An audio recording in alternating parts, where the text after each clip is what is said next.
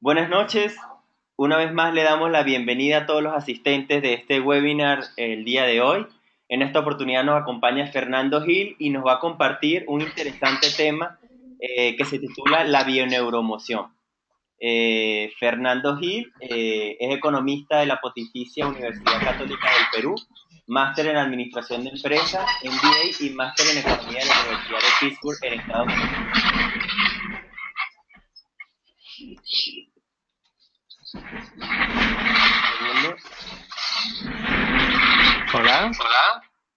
Ajá. También cuenta con estudios doctorales en Economía y Dirección de Empresas del IES en la Universidad de Navarra, en España. Es trainer certificado por American Management Association y Learning Coach certificado por Leadership International Management del IM. Es coach certificado somático.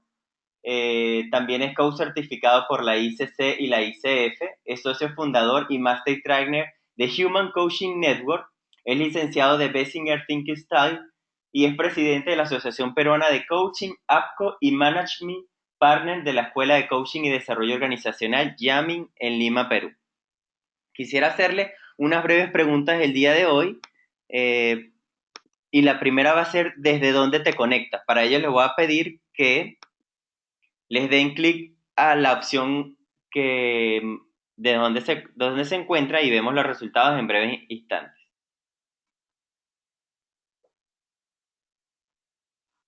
Aprovecho para pedir disculpas dado que teníamos unas pequeñas dificultades técnicas, sin embargo ya fueron solventadas. Pueden votar en la opción de donde se conectan. Todavía tenemos participantes votando.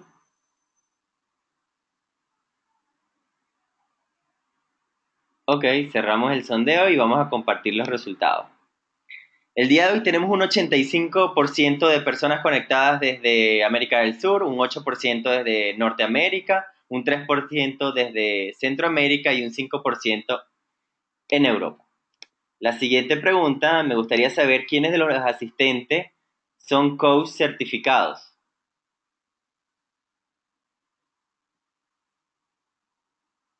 ¿Quiénes de los que están aquí presentes a través de online han hecho formaciones y certificaciones en coaching el día?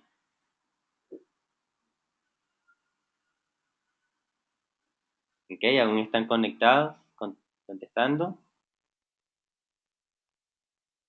Compartimos los resultados entonces. Tenemos un 56% de coaches certificados y un 44% que no están certificados en coaching. Y finalmente, una última pregunta es si conocen de bioneuroemoción.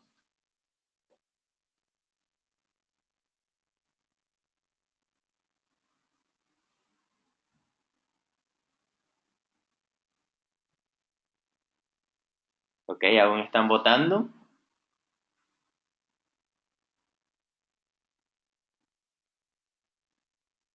Ok, cerramos la encuesta y compartimos los resultados. Tenemos un 73% que no conocen el tema y un 27% que sí conocen. Para los que no conocemos el tema, bien oportuno entonces este webinar, y para los que ya conocemos, nos va a servir de enriquecer aquellos conocimientos. Ahora sí quiero darle el audio a Fernando, quien nos va a compartir entonces este interesante tema. Fernando, buenas noches. Muchas gracias, Olvin.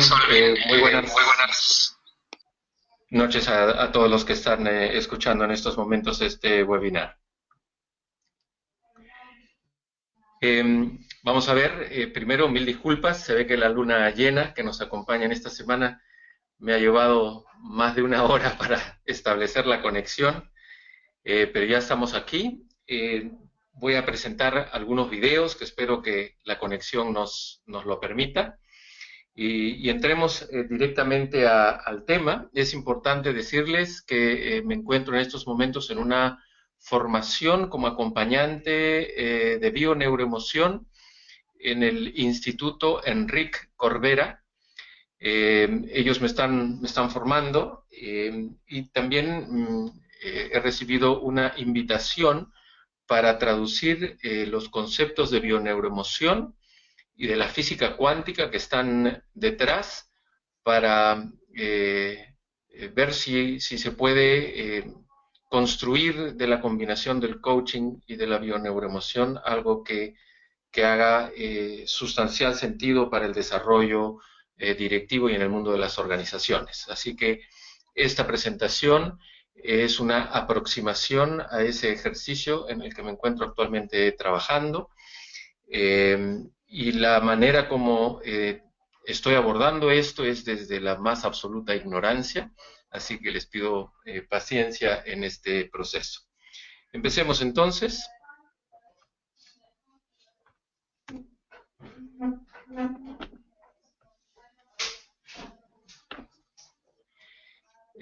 Primeramente, la bioneuroemoción es un método que plantea una visión holística e integradora orientada al bienestar social,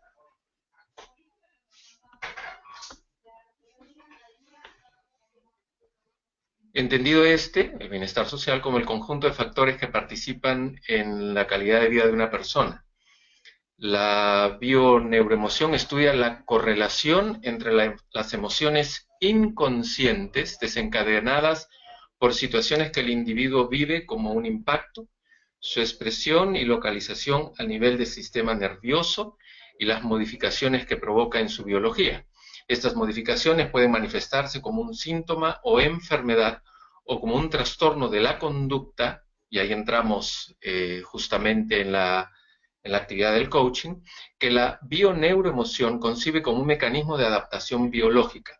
En esta adaptación también se incluyen los comportamientos inconscientes que se transmiten de generación en generación.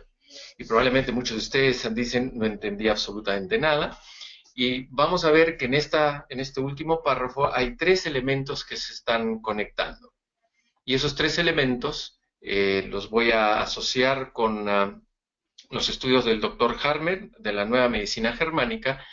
Él lo que hace es hacer muchos estudios del cerebro, lo conecta con una serie de enfermedades y después hace una asociación de las posibles enfermedades que hayan allí con qué parte del cerebro es la responsable de trabajar, por mencionar una palabra, dichas enfermedades. Luego, en su investigación, él añade los conflictos emocionales y también dice, para determinados conflictos emocionales, me gustaría saber cuál es la parte del cerebro que los activa. Entonces, quedémonos ahora en el análisis de la enfermedad y del cerebro. Tenemos, por ejemplo, una enfermedad tipo Y, que la parte C del cerebro es la que se encarga de procesarla. Léase, si yo tengo una enfermedad Y me hacen una tomografía del cerebro, se descubre, y eso le llaman los relets del Dr. Hammer, los relets de Hammer, descubren que hay una parte del cerebro que está activada, que es justamente la responsable de estar operando la enfermedad que se encuentra allí. Si, por ejemplo, estamos hablando de una enfermedad tipo X, la parte B del cerebro, y si fuera una enfermedad tipo Z, la parte A del cerebro. O sea, el estudio de investigación del Dr. Hammer, que lo que hizo fue estudiar un montón de personas que tenían enfermedades similares, descubre que todas las personas que tenían la enfermedad X, resulta que la parte del cerebro que se encargaba de operar era la B.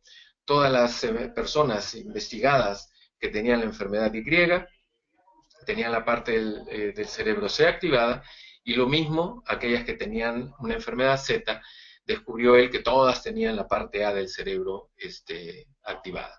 Luego dijo, bueno, ¿por qué no hacemos un trabajo entre cerebro y conflicto emocional? Hizo el mismo ejercicio en personas que tenían determinado conflicto emocional, que podría ser un trauma, que podría ser alguna experiencia, ya sea en el mundo interpretativo, real, traumática, de la vida de la persona. Pues resulta que esas personas, cuando hace la investigación, él descubre que la parte del cerebro específica era la que controlaba o estaba operando, trabajando determinado conflicto emocional. Y esas 2 investigaciones que él hace son investigaciones muy conducentes, muy reales, con muy buenos resultados. Y obviamente cuando él termina de hacer estas 2 investigaciones, lo que finalmente decide es saber si había una relación entre enfermedad y conflicto emocional y descubre que efectivamente hay una relación. ¿Qué significa esto? Que las enfermedades, él comprueba que son resultado de un determinado conflicto emocional y que justamente partes similares del cerebro eran las que estaban operando la enfermedad y también operando el conflicto emocional. Con esto surge un dilema gigantesco y es qué sucede con la medicina en general. O sea, si tenemos un tumor al estómago, lo extraemos y punto, o si hay un tumor en el estómago, hay que identificar qué parte del cerebro, cuál es el conflicto emocional que lo acompaña y resolver el conflicto emocional. Más aún, si yo tengo un tumor en el estómago y tengo un conflicto emocional de alguna experiencia que me costó trabajo tragar, y eso me generó pues un problema emocional, un trauma, ¿no? Y a veces dice, pucha, ¿qué tal reunión que he tenido? Me he tragado semejante pedazo de reunión que me he indigestado. Pues esa relación es la que finalmente el doctor Hammer empieza a descubrir, y si por A, B o C no resuelvo el conflicto emocional, pues difícilmente puedo sanar la enfermedad. Y si me extraen el tumor, pero no resuelvo el conflicto emocional, finalmente lo que va a suceder es que o tengo una recaída o el cuerpo, que ante el conflicto emocional necesita resolver eso de alguna manera, el cerebro le dirá al cuerpo, oye, enférmate de esta otra cosa, ¿no? Entonces ahí tenemos una relación bastante importante entre enfermedad, cerebro y conflicto emocional, y cómo la medicina en general podría no estar resolviendo los problemas que están de fondo y que podrían realmente marcar una diferencia en la vida y la calidad de vida de las personas. Esto que acabo de explicar es a lo que hace referencia el párrafo que acabo de presentar en la lámina anterior. Entonces, lo que hace la bioneuroemoción es integrar una serie de ciencias como la física, la química, la biología, la psicología, la física o mecánica cuántica, la nueva medicina germánica, que es de la que acabamos de hablar, y de otras especialidades como la numerología, la PNL o programación neurolingüística, el estudio del transgeneracional, la hipnosis ericksoniana, la Gestalt, entre otras. Y aquí quisiera presentarles una entrevista sobre física cuántica que le hicieron a una especialista en óptica cuántica.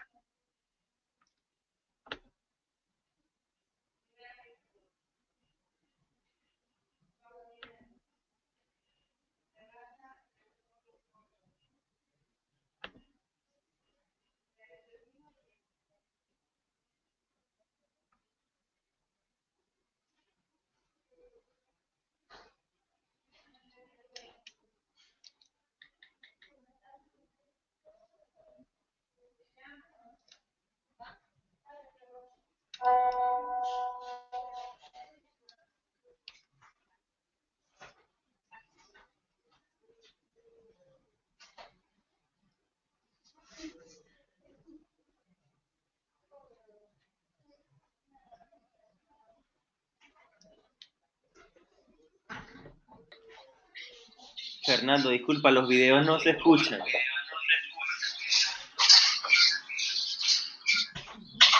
Ya, entonces lo cortamos nomás. Ok.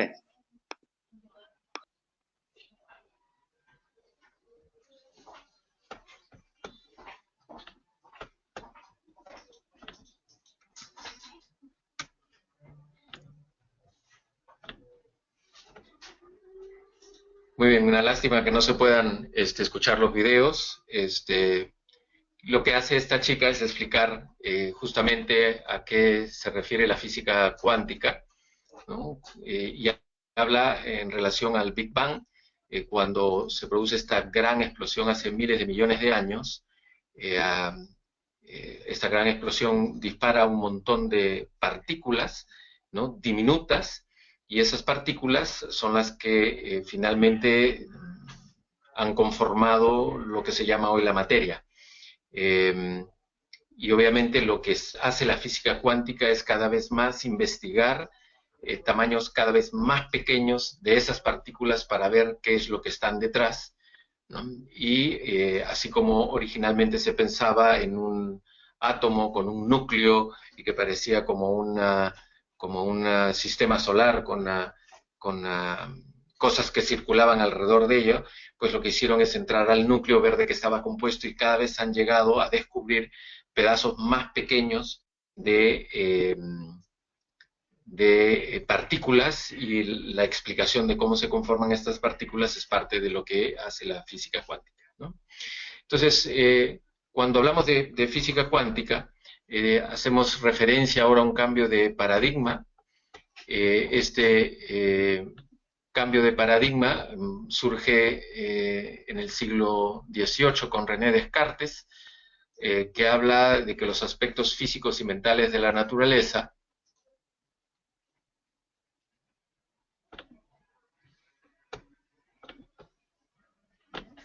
están separados y funcionan de acuerdo a leyes fundamentales diferentes. Es lo que dice él en ese entonces. Luego viene Newton, que habla sobre la ley de movimiento y dice todo el universo físico, desde los objetos más grandes hasta los más pequeños, está físicamente determinado.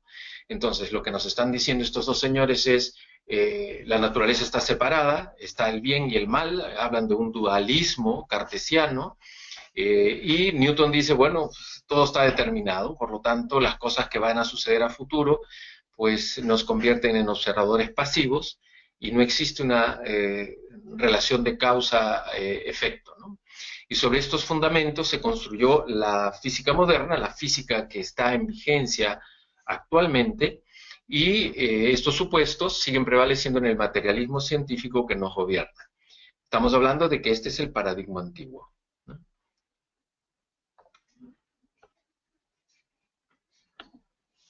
Y ahora hablemos más bien del cambio de paradigma, que implica que en el siglo XX se descubren fenómenos incompatibles con la física clásica, y se habla de partículas cada vez más pequeñas que ni tan siquiera son materia tal vez como las conocemos, sino se dice que las cosas se han convertido en una probabilidad que nunca se puede saber con certeza en qué se va a convertir una cosa en concreto.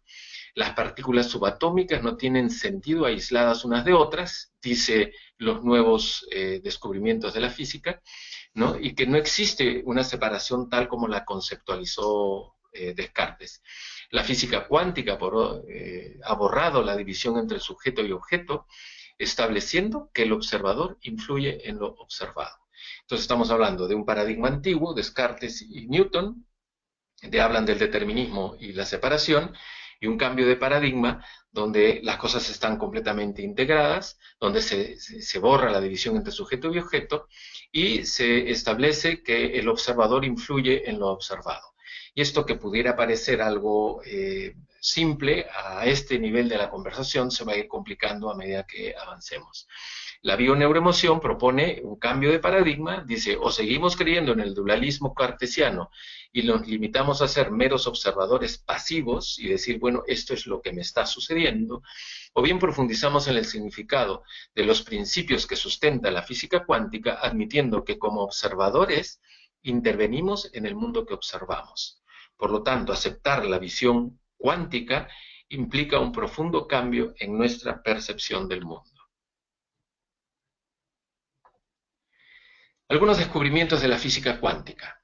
En el año 1900, el físico alemán Max Planck,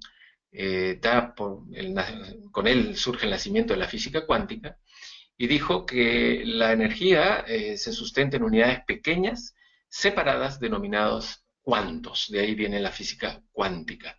En 1905, Einstein desarrolla la teoría sobre el efecto fotoeléctrico y dice, las partículas cargadas absorbían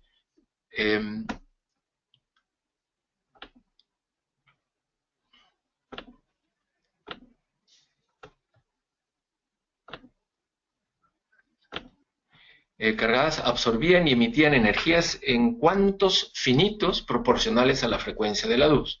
En 1930, estos principios cuánticos pasan a formar parte de los fundamentos de la nueva física llamada física cuántica. Estos dos componentes que acabamos de mencionar los voy a ir desarrollando un poco más adelante, y entiendo que ahora puedan parecer como no entendí nada, ¿ok? Entonces, luego aparece el principio de incertidumbre de Heisenberg, que dice los átomos no son como sistemas solares en miniatura, sino pequeñas nubes de probabilidades. Con esto nos están diciendo no hay determinismo. Una partícula cuántica es a la vez una partícula, objeto sólido y fijo, y una onda, y existe únicamente como una potencialidad hasta que la observamos o medimos, momento en que se colapsa en un estado particular. La materia física no es algo estable o definido, solo ondas vibratorias que intercambian energía constantemente. Recordemos que de lo que estamos hablando aquí es de cómo nos relacionamos los seres humanos, que no somos sino esas partículas, esas ondas vibratorias, donde pareciera que todo está definido para mí, y esto nos dice que hay un mundo de probabilidades.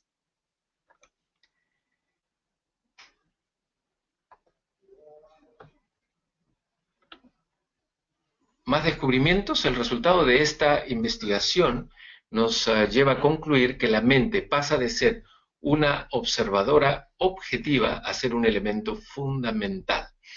Por solo observar, la mente impacta en el acontecer y en la materia.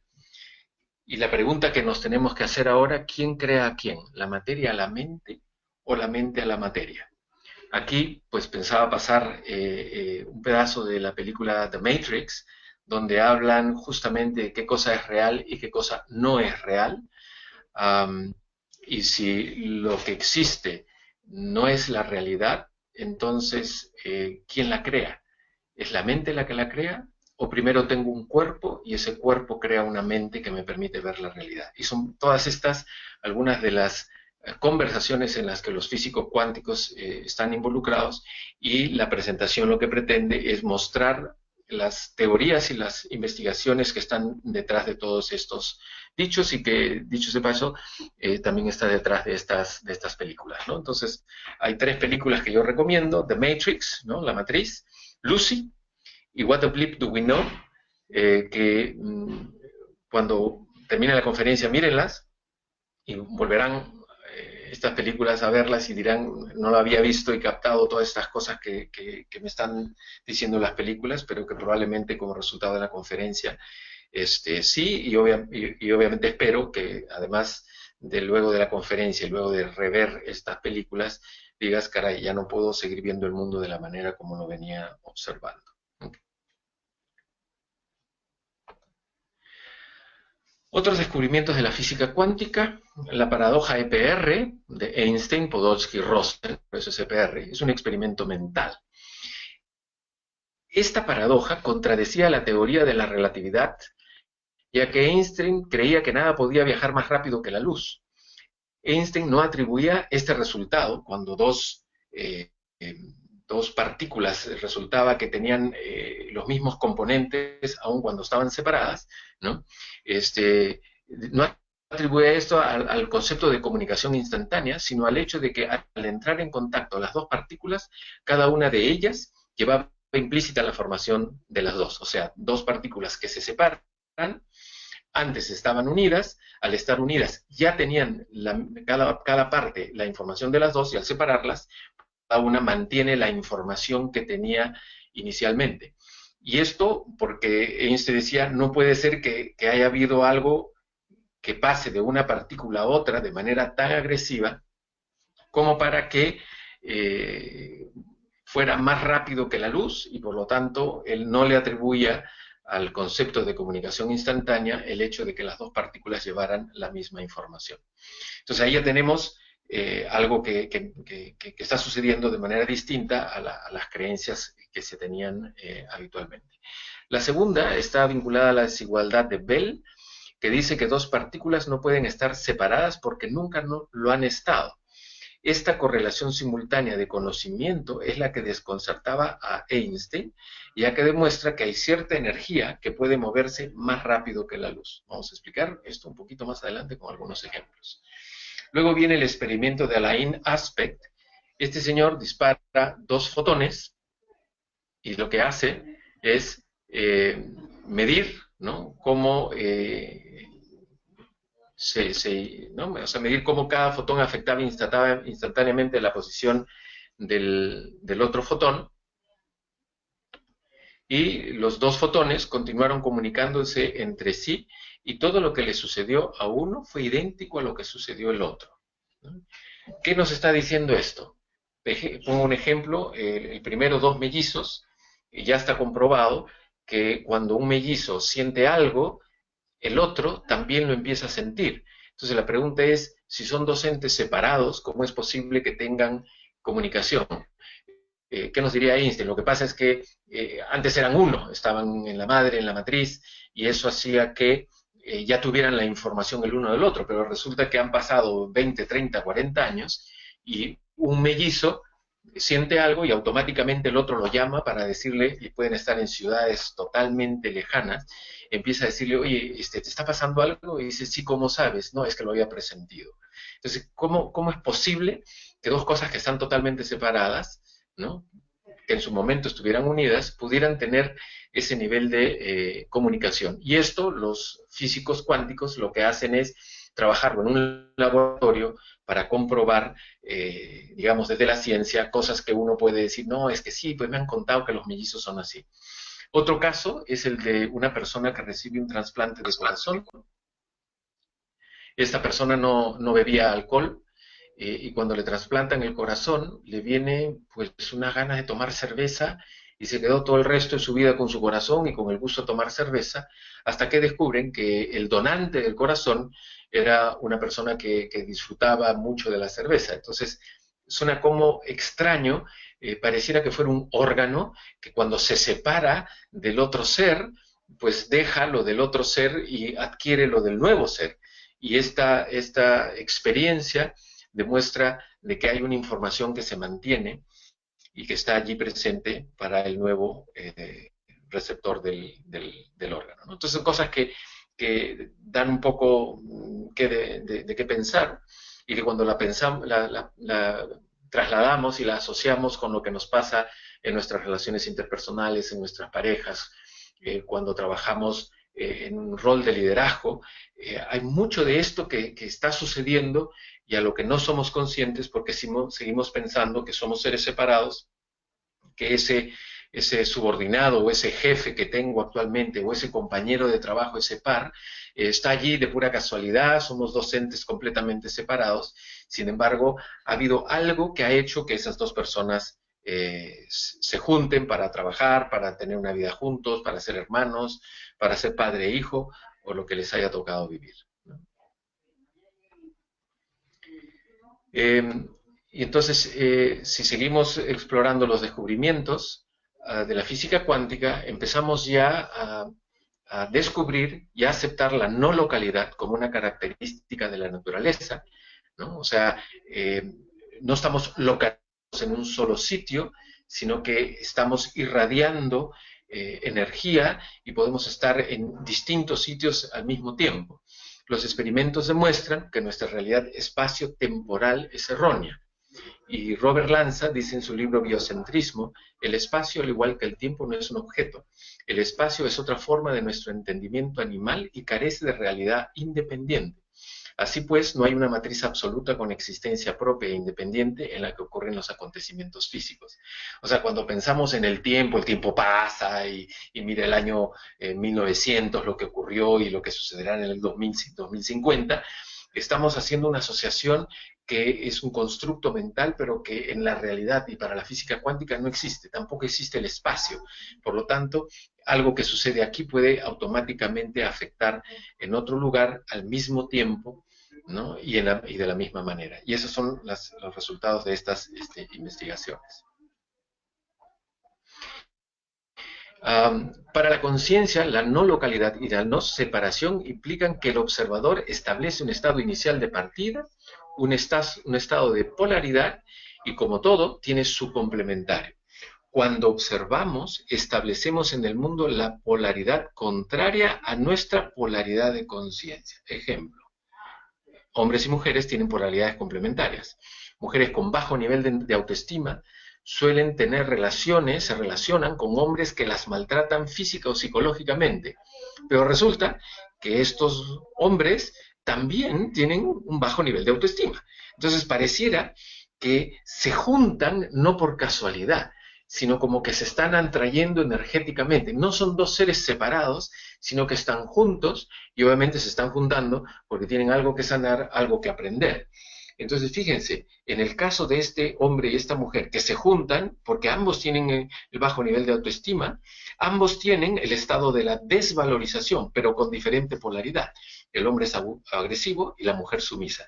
O sea, una mujer con baja autoestima se busca un hombre que también tenga una baja autoestima. Los dos viven en la desvalorización, pero tienen polaridades complementarias. El hombre es agresivo y la mujer sumisa.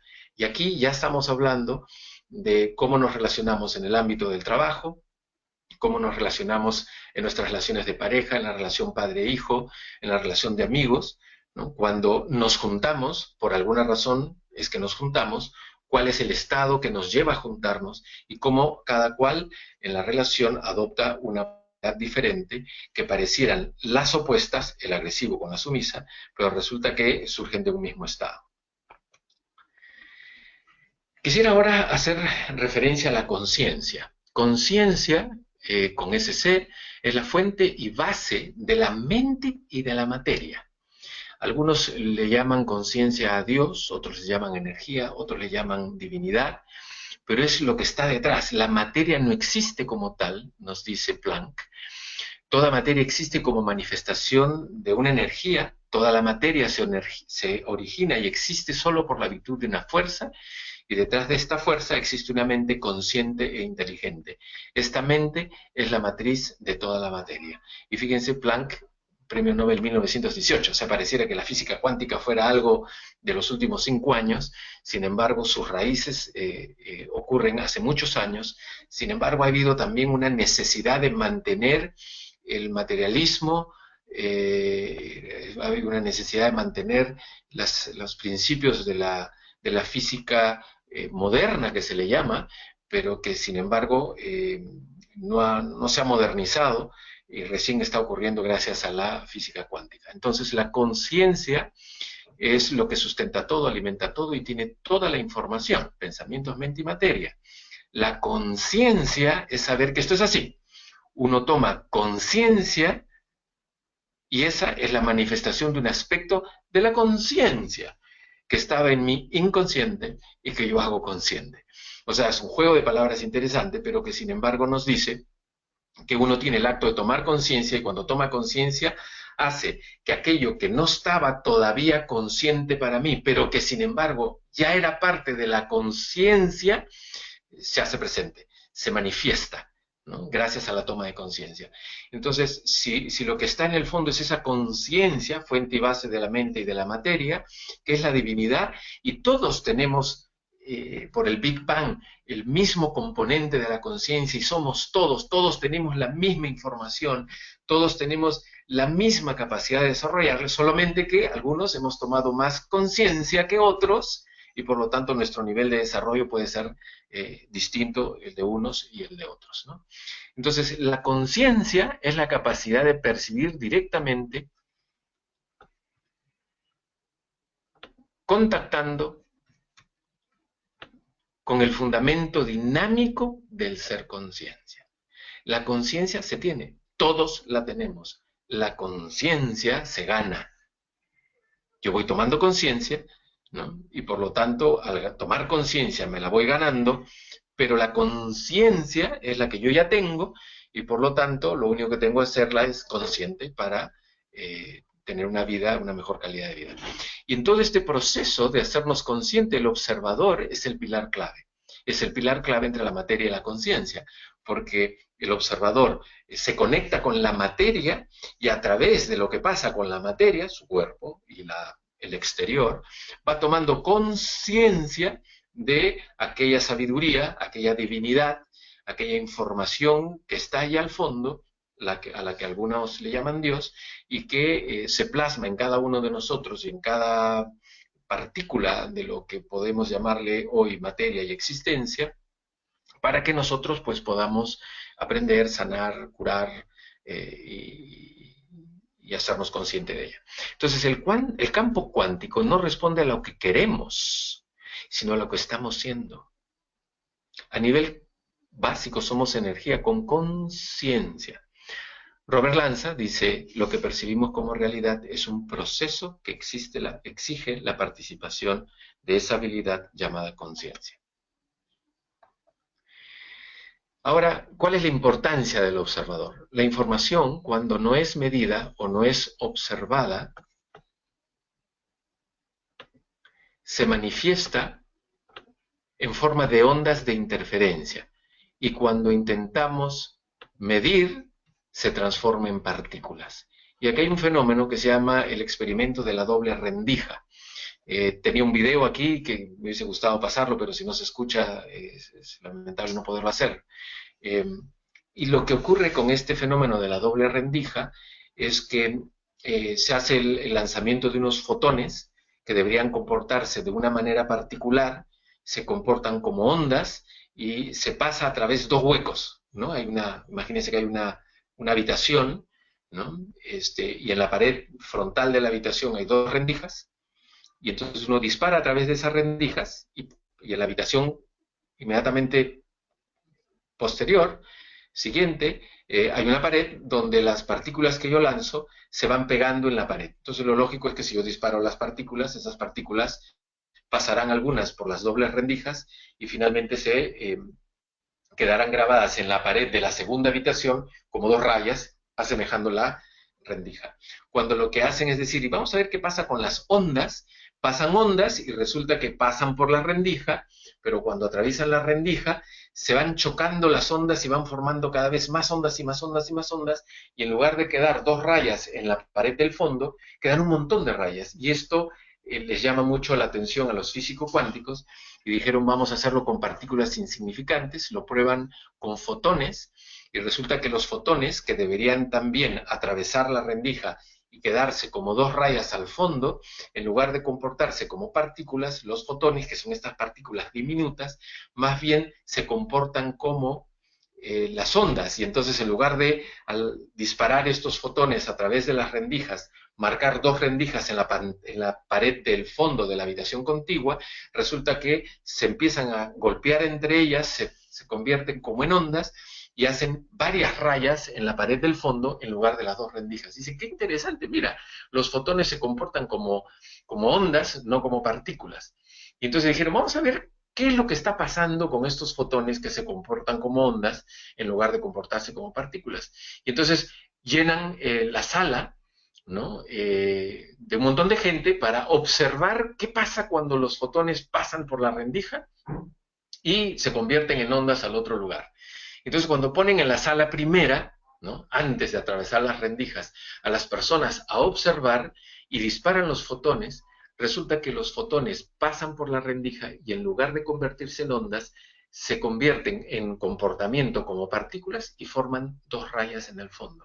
Quitan a los observadores, otra vez ondas. Ponen a los observadores, y cuando digo observadores son seres humanos, ¿no? Y resulta que cuando están los observadores, esas ondas, esos fotones, en lugar de comportarse como ondas, se comportan como partículas, ¿no? Este es el experimento de la doble rendija, esa explicación estaba en este video, mucho más clara y gráfica, ¿no?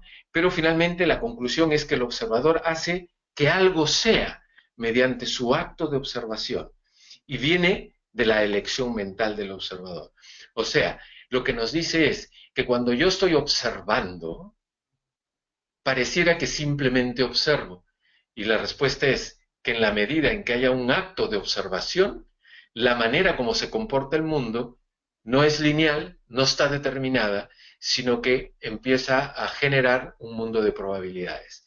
Esto quiere decir que con solo observar el mundo ya lo estoy impactando. El mundo se transforma por el mero acto de la observación.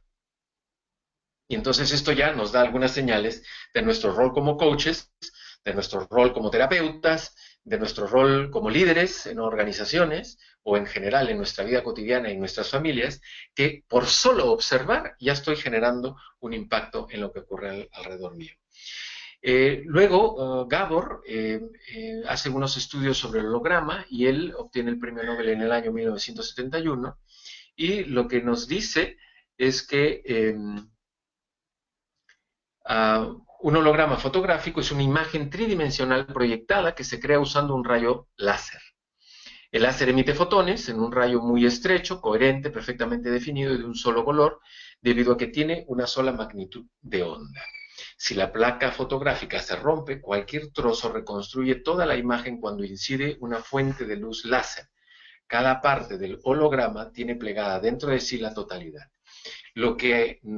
A lo que se llega con el holograma de Gabor, la conclusión de la física cuántica es que el todo está en cada parte y la parte está en el todo. La información que tiene una partícula la tiene también el todo, y la información que tiene el todo la tiene también la información de esa partícula.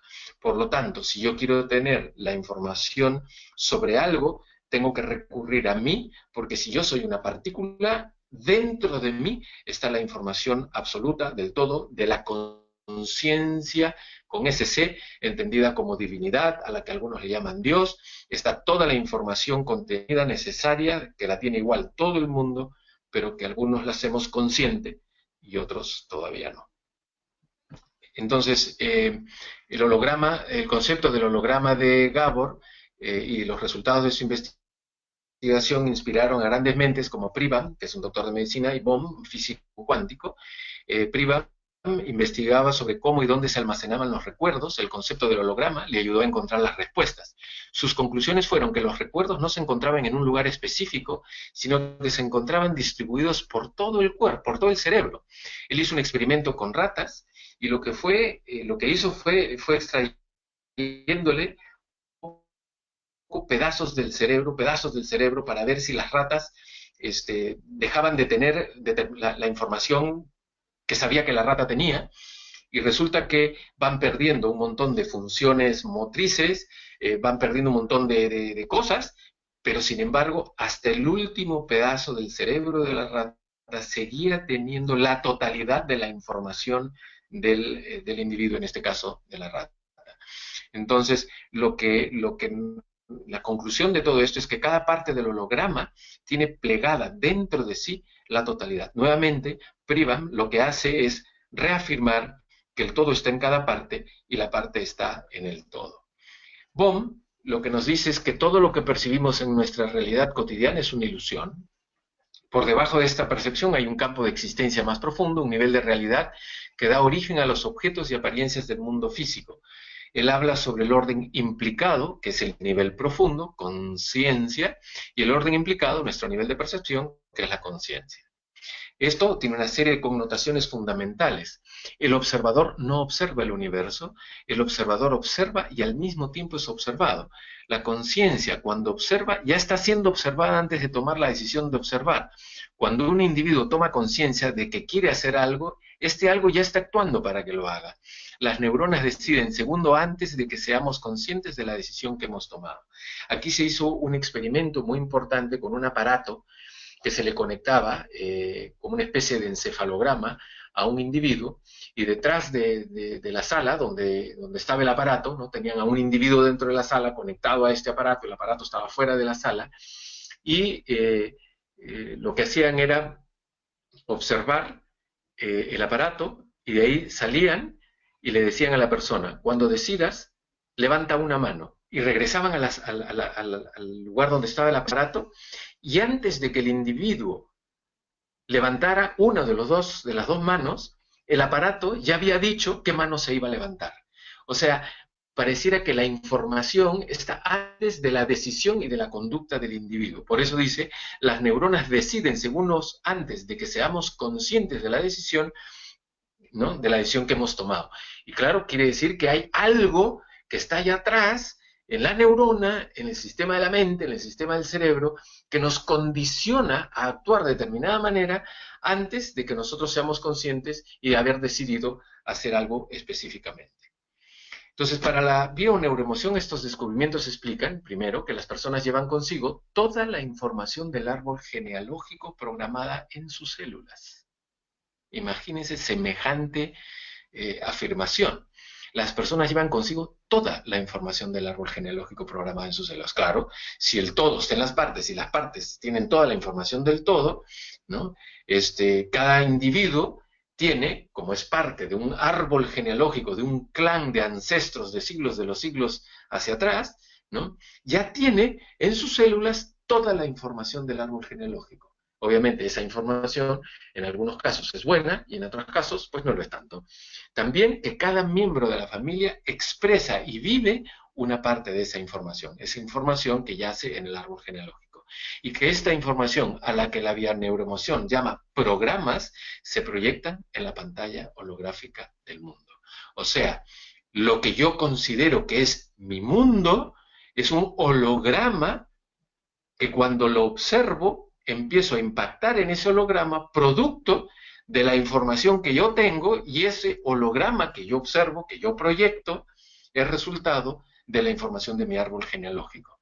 Ya nos está diciendo la bioneuroemoción que si esto es así, y esto es así por las investigaciones de la física cuántica, tendríamos que entrar a analizar qué está en el árbol genealógico que de cada individuo para ver cuáles son los programas que trae y cómo esos programas, la bioneuroemoción, los relacionaría con la enfermedad, y esos programas, nosotros los coaches, los relacionaríamos más bien con las conductas de los individuos, algunas positivas y otras no tan buenas, en su vida cotidiana.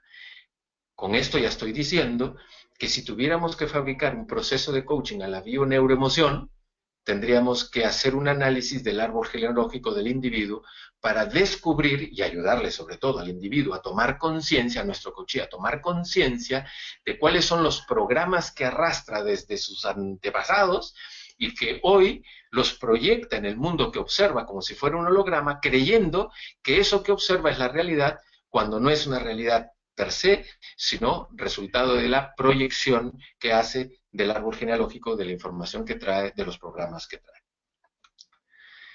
Vamos a hablar ahora de los campos morfogenéticos. Esto es súper interesante. Rupert Sheldrake, bioquímico británico, sería Sheldrake, desarrolló el concepto de resonancia mórfica. Dice, la memoria es inherente a la naturaleza y a los sistemas naturales. Heredan una memoria colectiva de todos los anteriores de su misma clase, sin importar qué tan lejos puedan estar ni el tiempo transcurrido que existieron. Esto nos dice, ¿no?, que la naturaleza y los sistemas naturales tienen una memoria que la guardan, ¿no?, información que guardan desde sabe Dios cuándo, ¿no? Dice, heredan esa memoria colectiva, ¿no?, de los anteriores, de su misma clase, está hablando del árbol genealógico, y dice, sin importar qué tan lejos pueden estar, léase, ¿están a cuántos? ¿A 10.000 kilómetros? Ni el tiempo transcurrido desde que existieron hace 300 años, 400 años. Los campos morfogenéticos, dice, influyen en la forma, la conducta animal y la conducta de los grupos sociales. Los campos morfogenéticos, o mórficos, poseen una memoria interna establecida por resonancia mórfica. La resonancia mórfica implica una transferencia de información. La resonancia mórfica conlleva una acción a distancia en el espacio y el tiempo, y esta influencia no disminuye con la distancia ni con el paso del tiempo. Yo algunas veces he mencionado que el liderazgo tiene mucho que ver con la energía, que uno irradia una energía, o sea, hay una resonancia allí, ¿no?, una resonancia mórfica, y que esa energía se comunica con la energía de otros seres humanos, empezando a impactar. De esa misma manera, lo que sucedió con mis antepasados, esa energía se traslada, ¿no?, y como lo dijo esta señorita del primer video, ¿no?, la energía ni se crea ni se destruye, solo se transforma. Lo que quiere decir que esa energía se ha ido transformando en mi árbol genealógico, pero esa energía, fotones, lo que hacen es trasladar la información de mis ancestros hasta el momento presente y lo guardan en esos campos morfogenéticos, que son estos almacenes de memoria inherentes a la naturaleza de los sistemas naturales, sin importar el tiempo ni la distancia en que estos elementos, estos hechos hayan ocurrido, ¿no?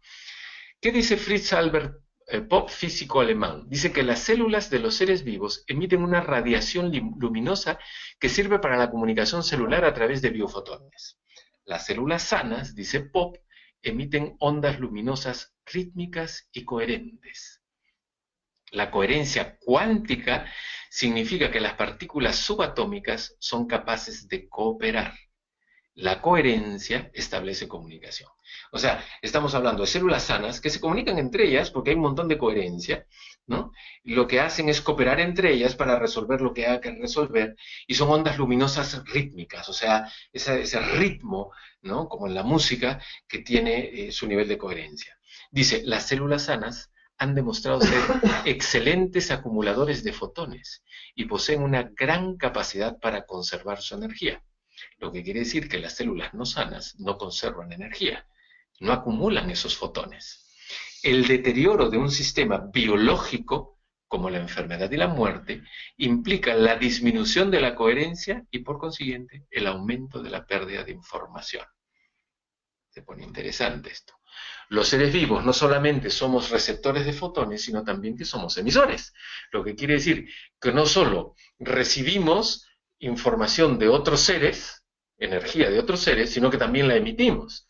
Cuando observamos, colapsamos una información en relación a nuestra observación y por consiguiente a nuestra coherencia. Entonces estoy diciendo, yo observo y digo, antes era fácil, como yo creía que observar no generaba absolutamente nada, ahora digo, observo y colapso información en relación a la manera como observo y por consiguiente a nuestra conciencia. Y por lo tanto estoy emitiendo fotones que se trasladan a la realidad que está allá afuera, mía, que finalmente la empiezo a co-crear. Si el observador se encuentra en un estado de incoherencia, es decir, lo que piensa, lo que dice y lo que hace no se encuentran en la misma dirección, esta información se proyecta en el mundo y colapsa, realizando un efecto espejo. El mundo solo refleja el estado de coherencia interior. O sea, cuando yo empiezo a observar la realidad, lo que observo allá afuera no es lo que está ocurriendo allá afuera, sino que es un espejo de la realidad interior, de mi coherencia interior, y no solo estoy observando esa realidad, sino que por mi propia observación y ante mi coherencia o incoherencia interior o de mi conciencia, estoy impactando para que el resultado de lo que está allá afuera sea el resultado que está allá afuera. No el resultado que debería existir allá afuera por su propia naturaleza, sino que existe allá afuera producto de que yo soy un observador coherente o incoherente, que emito fotones y que por solo observar transformo, como nos lo dice el experimento de la doble rendija, transformo la realidad que está allá afuera. Las personas enfermas tienen un grado más elevado de incoherencia emocional, que se refleja en la frecuencia de sus emisiones de biofotones. Por lo tanto, si yo lo que necesito es ayudar acompañar a una persona en su proceso de sanación, lo que tengo que hacer es ayudarla a transformar sus árbol genealógico, sus creencias, su mundo interior a uno de coherencia, porque la incoherencia es la que la ha llevado a la enfermedad. ¿Qué nos dice sobre el entrelazamiento cuántico Niels Bohr? Un físico danés que descubre que una vez que las partículas subatómicas entran en contacto, siguen influenciándose mutua e instantáneamente a través del tiempo y la distancia. El entrelazamiento puede producirse a través del tiempo, es decir, no es necesario que dos partículas coexistan en el mismo momento para que se produzca el entrelazamiento. Aquí también tenía un video que no lo vamos a poder ver, pero con el ejemplo que les voy a contar van a entender el mensaje que quiero darles. Pues resulta que reúnen en un laboratorio, en una clínica, ¿no? Reúnen a un grupo de personas que vivieron en campos de concentración nazi, ¿no? Entonces, eran unos judíos, los llevan al laboratorio y les piden que pongan esputo en unos recipientes, ¿no? Y bueno, se analiza, digamos, cómo estaba compuesto el esputo y vamos a suponer que estaba compuesto del producto X. De ahí se los llevan a más o menos unos 200 metros de distancia a otro local contiguo y les piden a estas personas, a estos judíos, que también dejen una muestra de esputo en un recipiente.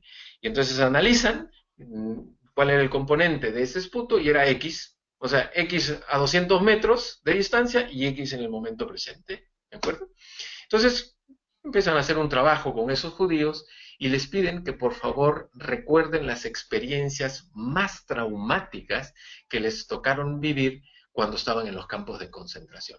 Y entonces empiezan a contar, ya se imaginan toda la emocionalidad detrás, cómo el trauma lo vuelven a revivir, la emoción, el llanto, ¿no? O sea, ya se imagina el miedo, el pánico, los gritos, todo lo que ocurre en esa sala, producto de que ellos recordaban las experiencias que les había tocado vivir. Entonces, una vez que pasaron estos minutos de compartir estas experiencias, les piden a estas personas que dejen una muestra de esputo en un recipiente, vuelven a dejar la muestra de esputo, la analizan y el esputo, ¿no? Ya no era el X que era originalmente, sino que era, vamos a imaginar, era Z. Y entonces se van al laboratorio a 200 metros de distancia y vuelven a analizar el primer esputo que colocaron en esos recipientes los judíos antes de toda la experiencia, y cuando analizan el componente de ese esputo, ya no era X, era Z.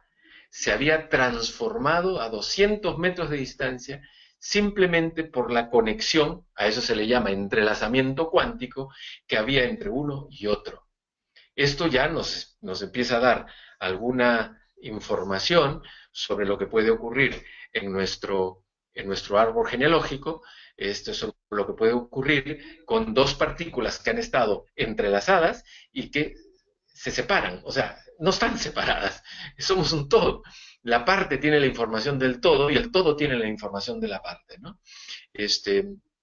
Y este entrelazamiento cuántico y lo que habla Niels Bohr, ¿no? Nos lleva a concluir que a través del experimento de la teletransportación, que se puede transportar información al pasado, ¿no? Se hizo una consulta que está explicada acá abajo, pero creo que con el ejemplo del campo de concentración nazi es suficiente. Prefiero hacer simplemente una aplicación que si la información se puede transportar hacia el pasado, quiere decir que si una persona ha vivido una experiencia traumática, supongamos que es una persona de 40 años y vivió una experiencia traumática cuando tuvo 8 años, uno puede retroceder a los 8 años en este experimento de la teletransportación y darle nueva información a esa persona en el momento pasado y hacer que ese trabajo logre que el individuo pueda vivir su vida de una manera distinta, libre de su pasado traumático. Una persona que, pongo un ejemplo, nace y resulta que cuando nace la madre sufre una hemorragia muy fuerte y la madre estuvo al borde de la muerte. Recuerden, no estamos separados, por lo tanto, el niño de minutos de nacido estaba viviendo la experiencia, porque la madre le estaba trasladando la información al bebé de lo que estaba viviendo, y el bebé se queda con un trauma que no está en el mundo consciente, sino en el mundo inconsciente.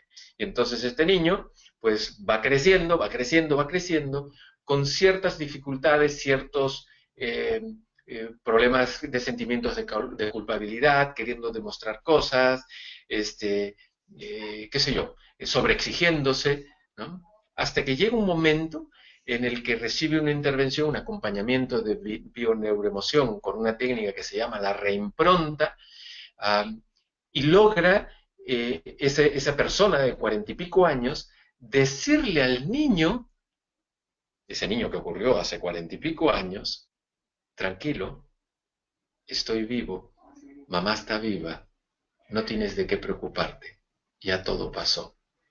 Y entonces se produce en esa persona que recibe el mensaje un proceso de sanación de aquel efecto traumático que le ocurrió en el pasado, y esa persona de 40 y pico años va a poder vivir a partir de ese momento en adelante una vida libre de su pasado traumático.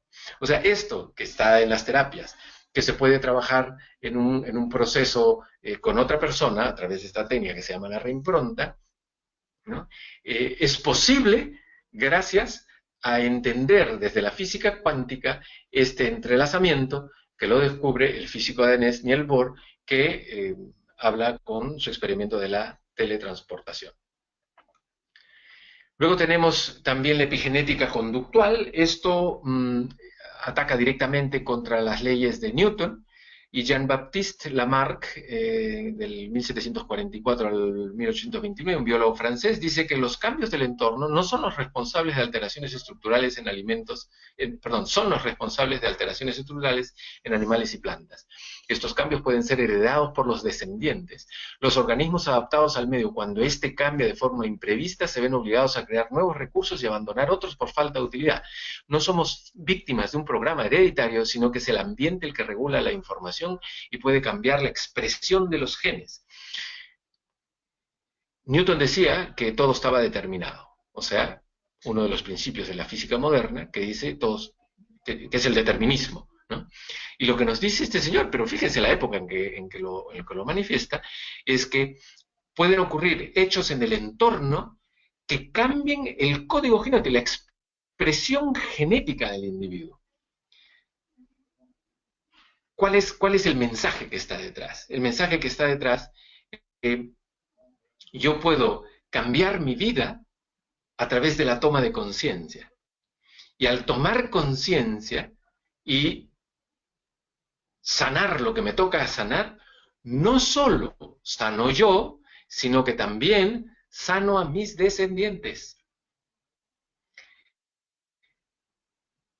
Si yo no sano, o si yo adquiero una adicción en el momento presente de mi vida, digo, bueno, pues si me tiene que pasar algo a mí con el tabaco, pues ya qué voy a hacer.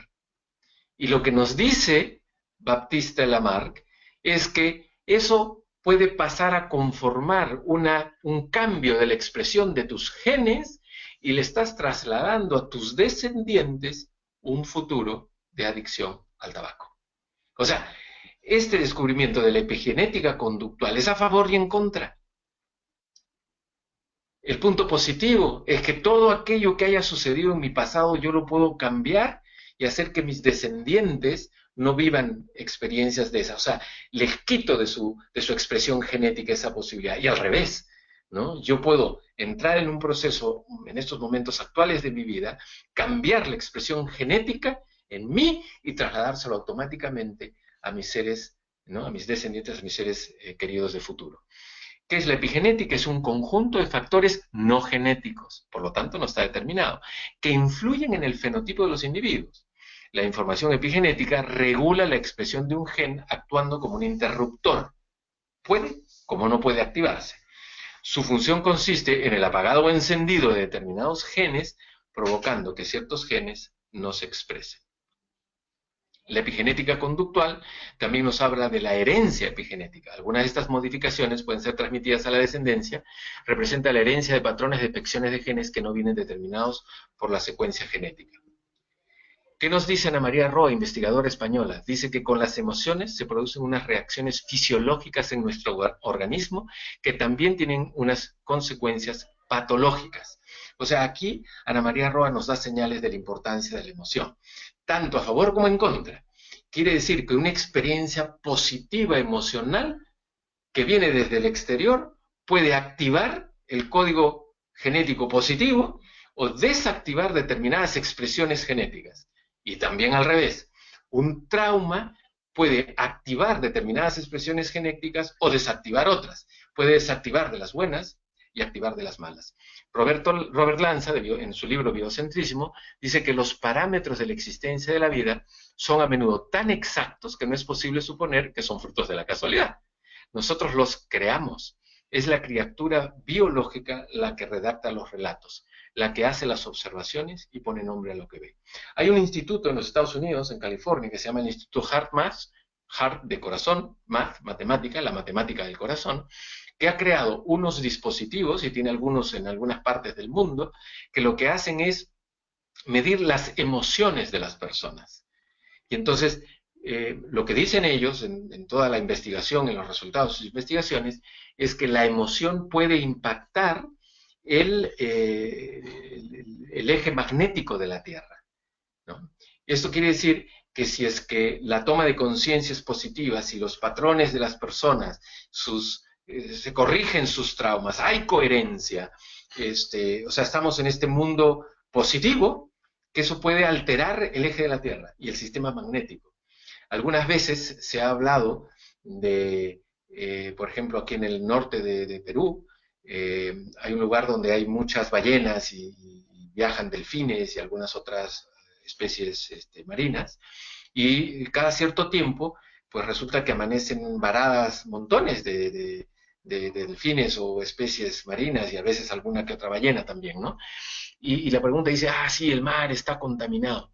Y lo que están investigando, y ya se ha comprobado esto en el Instituto Germán, es que eh, el mundo está tan alterado desde el punto de vista emocional que se generan eh, resonancia, y ahí tiene que ver la resonancia mórfica, de los seres humanos hacia todas las especies de la Tierra y se pierden los animales. O sea, ellos se guían a la hora de migrar de norte a sur o de un lado a otro, se guían por el eje terrestre, por el nivel de magnetismo de la Tierra, y cuando ese nivel de magnetismo se ve afectado por las emociones de los seres humanos, que también irradian, que también resuenan mórficamente, lo que hace es que terminan mareándose, perdiendo la perspectiva, no saben a dónde ir, no saben qué tienen que hacer, y finalmente al perderse, pues dejan de ir al lugar donde les corresponde y se llegan a morir, ¿no?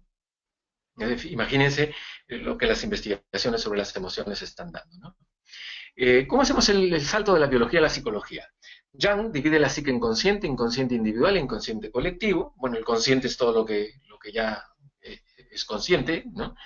El inconsciente individual son los recursos personales, sentimientos y comportamientos que se han ido repitiendo una y mil veces a lo largo de la historia. El inconsciente colectivo es lo ancestral, las imágenes y comportamientos que se van repitiendo una y mil veces a lo largo de la historia, y estos programas condicionarán nuestra vida repitiendo situaciones y viviendo experiencias. La búsqueda de estos programas heredados de nuestros ancestros es el objetivo principal de la bioneuroemoción para alcanzar un estado de tranquilidad emocional que proviene de tomar conciencia.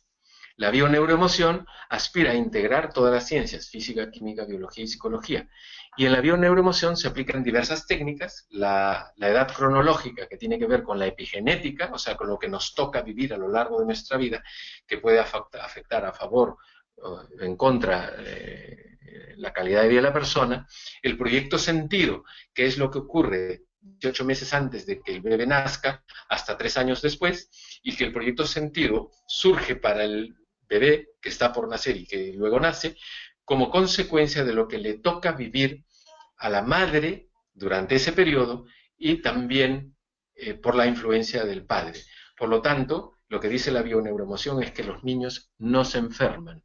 Los niños adquieren, o sea, no tienen la capacidad, por llamarle así, de enfermarse. Se enferman producto de lo que los padres están experimentando, de lo que a los padres les está tocando vivir.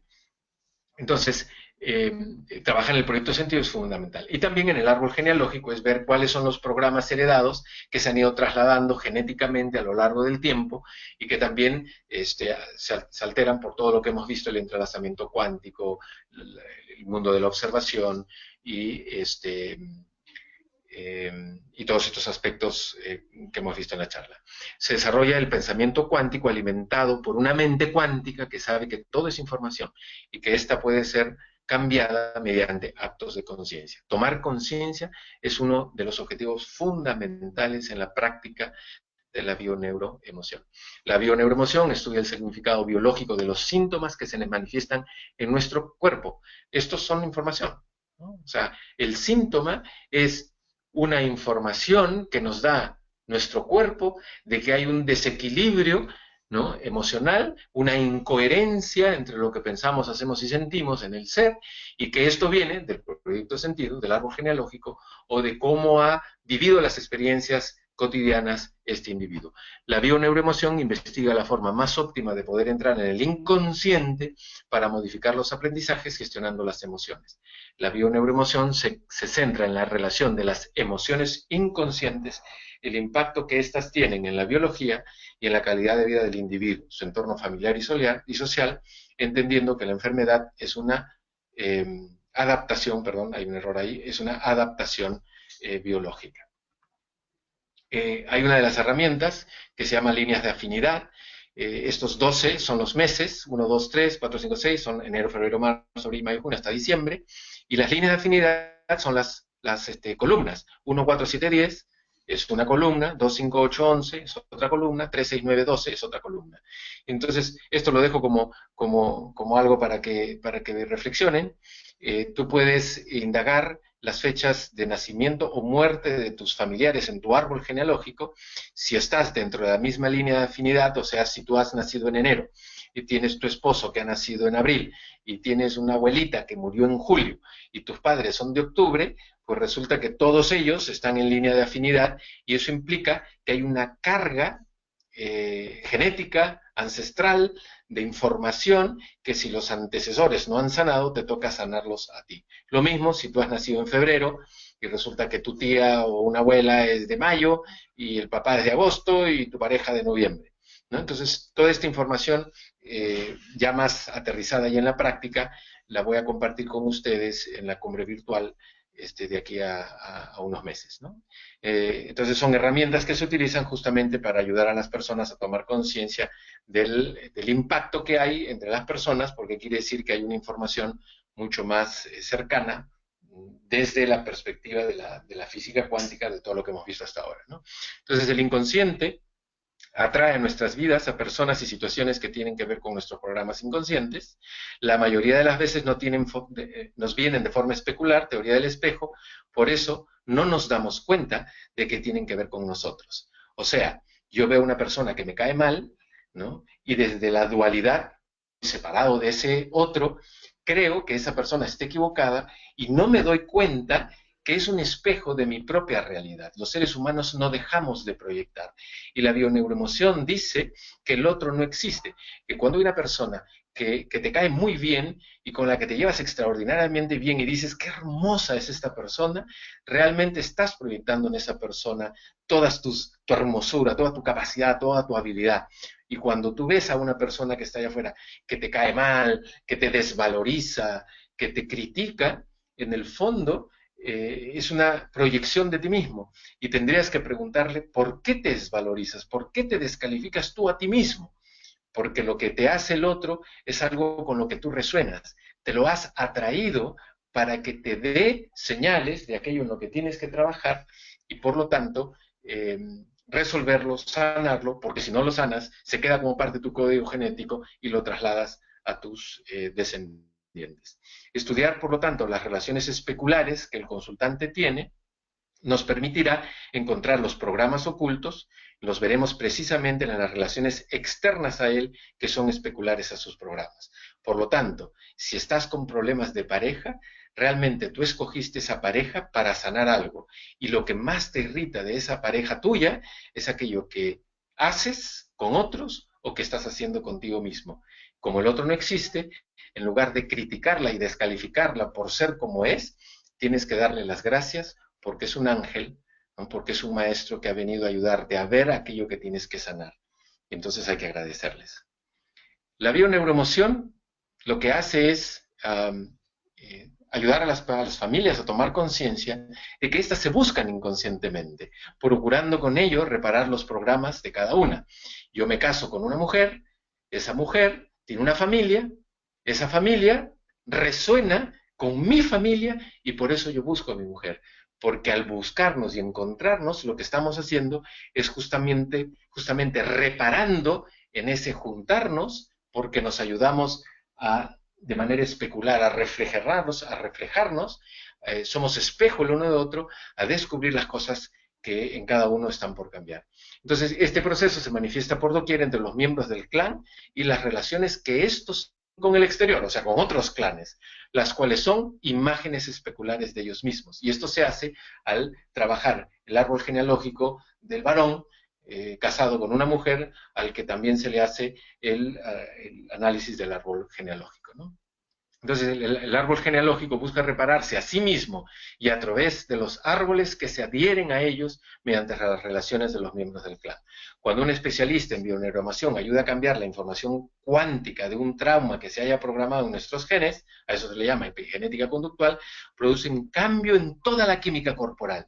Este cambio produce una activación de procesos biológicos superiores que se manifiestan en cambios neurológicos. Por eso estamos hablando de los relés de Hammer, de la nueva medicina germánica, porque toda esta transformación, desde el punto de vista de la emoción, si es positiva, genera determinadas señales al cerebro para que el cuerpo no se enferme; si es negativa, genera señales en el cerebro para que genere síntomas que si no les prestamos atención, finalmente se convierten en enfermedad. Entonces, este cambio produce una activación de procesos biológicos superiores que se manifiestan en cambios neurológicos, llevando a la persona a realizar cambios conductuales con plena conciencia.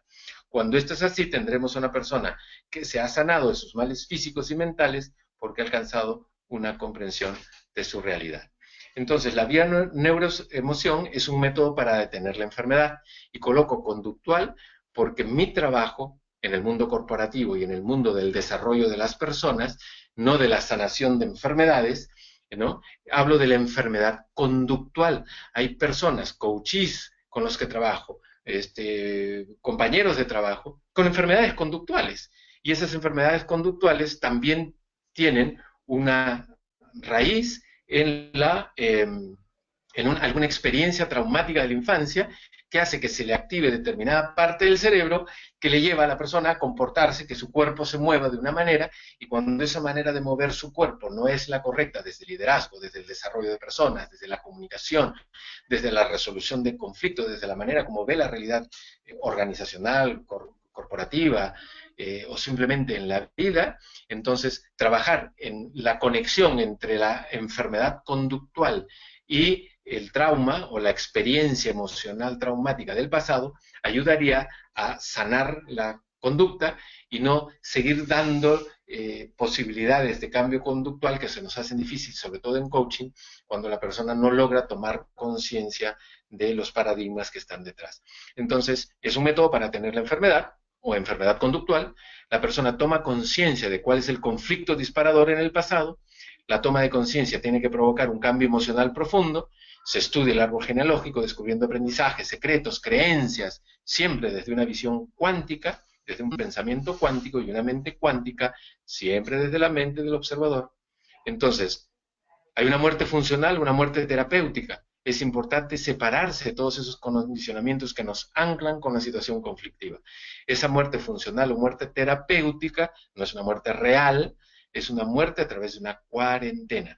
Si ustedes recuerdan experiencias de la historia, se hablaba mucho de la cuarentena. A veces, para ayudar a la persona a sanar de manera cuántica, es necesario que se separe, o sea, una muerte funcional, que se separe del entorno, una muerte terapéutica que le está impactando, ¿no?, para que pueda sanar. Nos ponemos enfermos inconscientemente, tomamos conciencia y nos curamos inconscientemente. Muchas gracias. Gracias a ti, Fernando. Excelente de verdad este webinar, y vamos a dar un breve espacio para aquellas preguntas que quieran hacerle directamente a Fernando. Quienes deseen hacer la pregunta y tengan micrófono, por favor pueden levantar la mano y le daremos acceso para que puedan preguntarle directamente.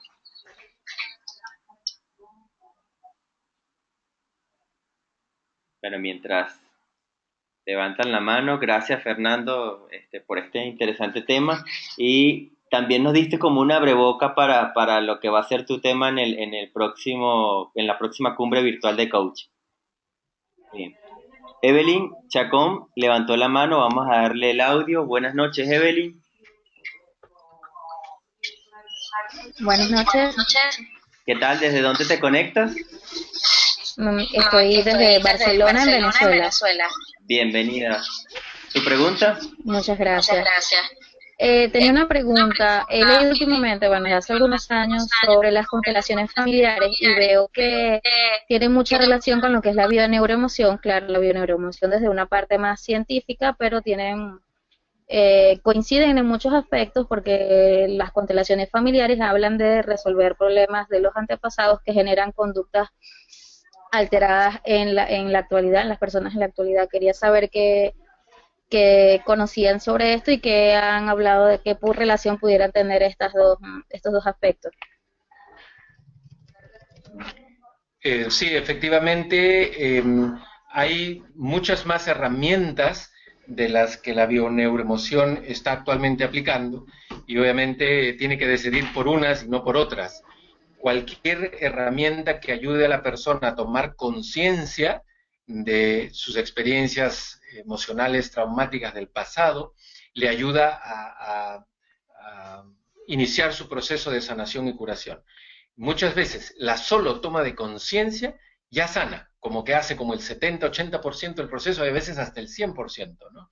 Hay algunas experiencias traumáticas mucho más profundas que pueden ser reales o en el mundo interpretativo de la persona, o que simplemente vienen del proyecto sentido del árbol genealógico, que requieren no solo la toma de conciencia, sino un trabajo gestáltico, con la hipnosis ericksoniana, con el propio coaching, ¿no? O con la PNL, que lo que hacen es decodificar esa información que yace en el sistema energético del individuo. Pero sí, las constelaciones son una herramienta de toma de conciencia bastante interesante que se pueden utilizar, como tantas otras, para este proceso. Bien, gracias Fernando. Vamos a darle entonces el audio también a Eduardo Cardoso. Buenas noches, Eduardo. Hola, ¿qué tal? ¿Ahí me escuchan? Te escucho perfectamente. ¿De dónde te conectas? Hola, del DF, del Distrito Federal. Qué bien, saludos a nuestros amigos del DF. ¿Tu pregunta, por favor? Yo tengo conocimiento ya de la bioneuroemoción de forma individual, he estado leyendo y viendo muchos videos. Tuve la oportunidad de tomar una conferencia con Enric, pero yo lo que pretendía con escuchar esta conferencia es preguntarle en este caso a Fernando, ¿cuándo tomó su curso y qué tanta influencia personal, porque se requiere de un trabajo muy fuerte a nivel personal, que sí ha cambiado algo y de en cuánto tiempo, qué le ha aportado? A partir, estoy un poquito revuelto con mis ideas, pero ahorita lo defino más. ¿Cuándo tomó el curso y si le ha servido de forma personal? Bueno, decir que me ha servido,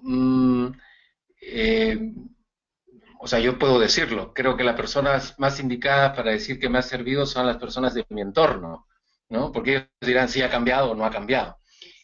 Mi formación la he empezado el año pasado, ¿no?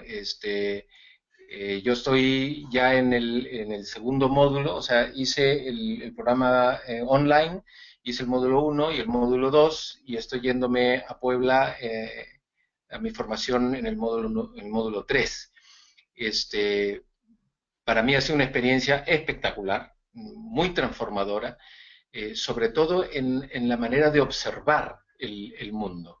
Me ha impactado sobremanera cómo, a pesar de haber vivido experiencias también muy transformadoras, la mayoría de ellas me hacían tomar conciencia, pero no cambiar de paradigma. Esta experiencia me ha cambiado la manera de pensar, de ver el mundo, y la verdad que para mí ha sido muy enriquecedor. No sé, o sea, no sé qué más contestar, porque podría quedarme horas. Aquí está más para café de Starbucks esta pregunta. Qué buenísima ha hecho ese paso. Bien, gracias. Vamos entonces también a darle el audio a Manuel Antonio Terrones. Buenas noches, Manuel. Hola. ¿Qué tal? ¿Cómo estás? ¿De dónde te conectas?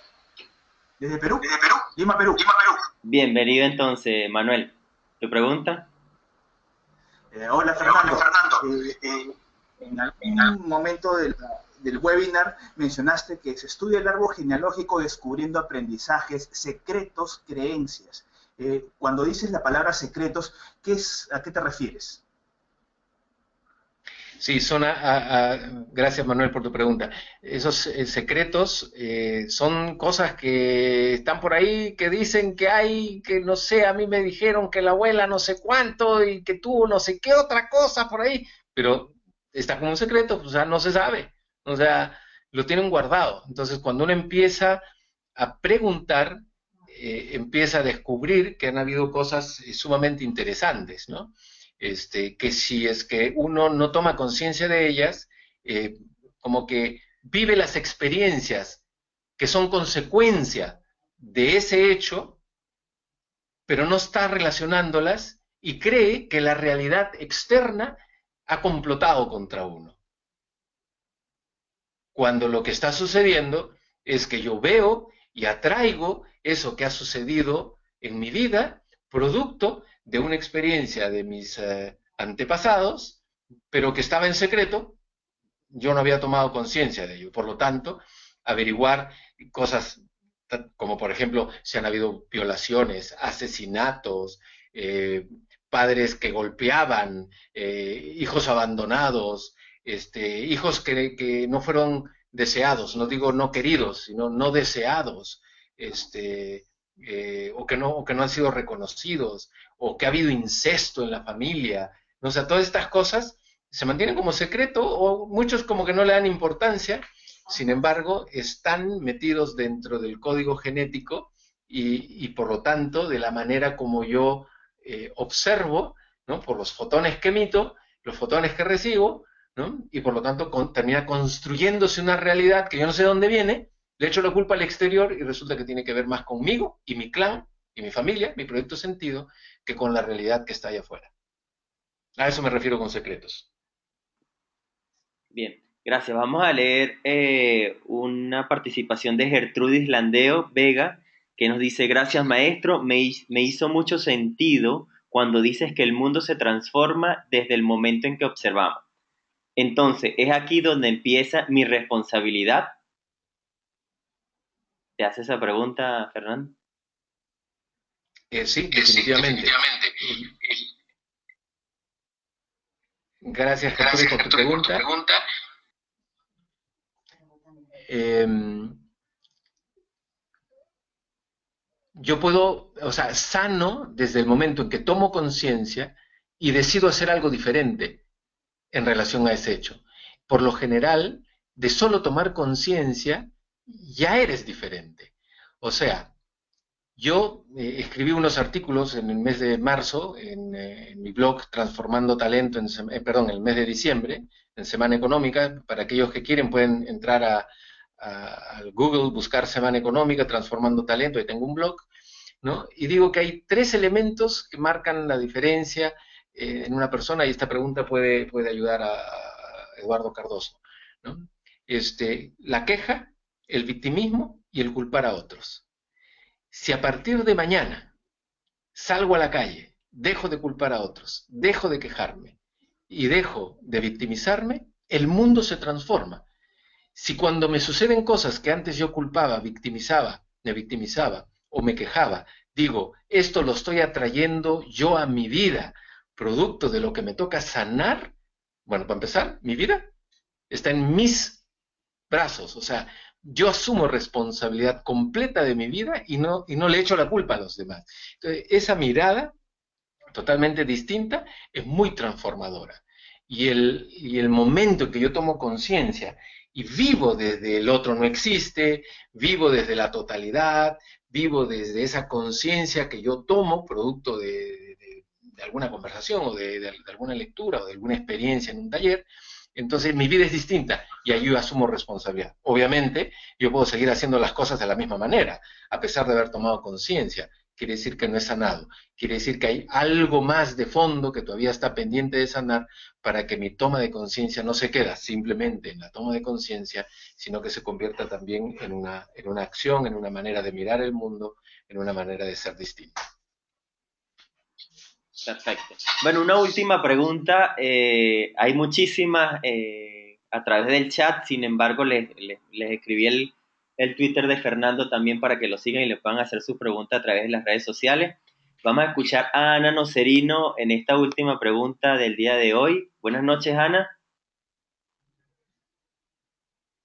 ¿Aló? ¿Ana?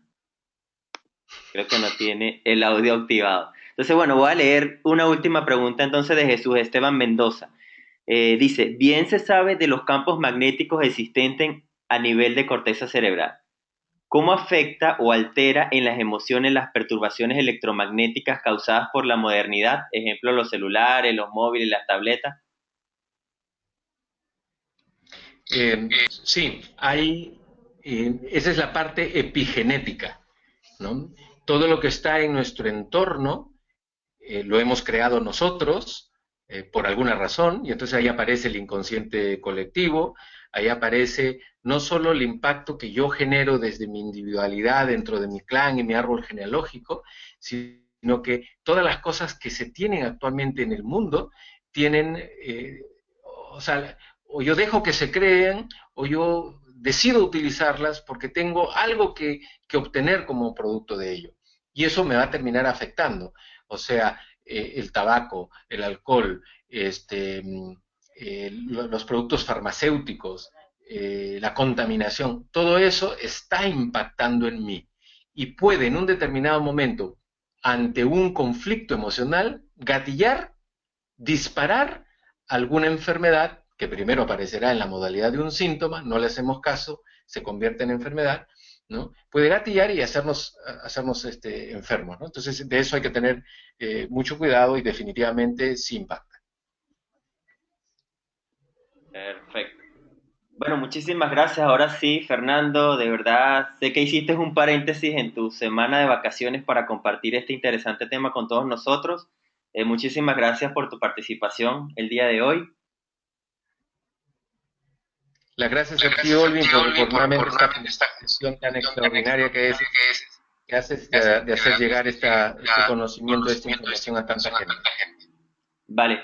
Gracias también a todos los asistentes del día de hoy. Quiero también invitarlos a los próximos programas que HCN tiene ofertados para ustedes en el mes de marzo. Tenemos en la Ciudad de México, en el DF, una certificación internacional en coaching de equipo con nuestros amigos y representantes Business Partners Leadership in Motion. También nuestros compañeros de Nefesh en Brasil tienen un programa avanzado en creencias limitantes que comienza el 10 de marzo. Y nuestros amigos de Perú en Yami tienen una certificación internacional en coaching, modalidad nocturna, el 17 de marzo. Es decir, después que salgan de su trabajo pueden ir a participar en esta certificación. Bueno, muchísimas gracias a toda su asistencia. Nuevamente recuerden visitar nuestra página web humancoachingnetwork.com y enterarse de todos nuestros eventos que tenemos organizados para ustedes a nivel mundial. Muchísimas gracias y muy buenas noches para todos.